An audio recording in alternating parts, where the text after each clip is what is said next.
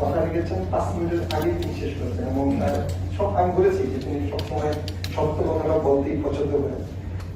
আপনাদের এই আলোচনায় যেটি এসেছে যে দেখেন আমি নিজেও রাজশাহী মেডিকেল কলেজ পরিদর্শনে গিয়েছিলাম এবং আপনারা সকলেই জানেন যে একটি মিডিয়া এসেছে যে কতজন 33 জন রাজশাহী মেডিকেল কলেজে মারা গেছেন বাচ্চা শিশুরা।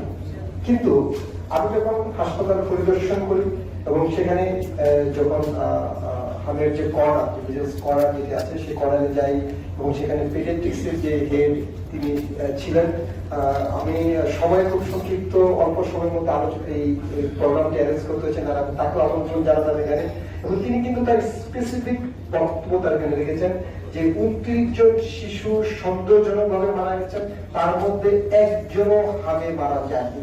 তিনি কিন্তু কথাটি স্পষ্ট বলেছেন। সাংবাদিক সম্মেলন আপনারা সকলেই দেখেছেন, মিডিয়ার মাধ্যমে আপনারা সকলে সেটি দেখতে পেয়েছেন। সুতরাং আমরা যে কথাগুলো বলবো সেই কথাগুলো যেন অবশ্যই জনগণের যেন আতঙ্কিত তৈরি না করে সেভাবে আমাদের সকলেই সাবধানতা অবলম্বন করতে হবে।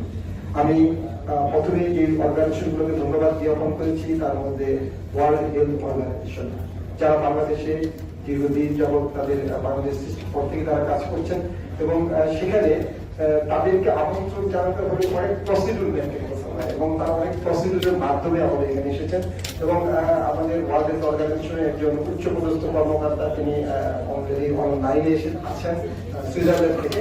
আমরা তার বক্তব্য পরবর্তীতে শুনবো। তাই এই মুহূর্তে আমি আমন্ত্রণ জানাবো মোহাম্মদ আরিফুর রহমান ডাক্তার, যিনি ন্যাশনাল প্রফেশনাল অফিসার এবং ভ্যাকসিন প্রিভেন্টিভ ডিজিজ বিশ্ব স্বাস্থ্য সংস্থা, এবং আমি তাকে আসলে একটি কথা একটু দিতে চাই যে তিনি যেন তার বক্তব্যে একটি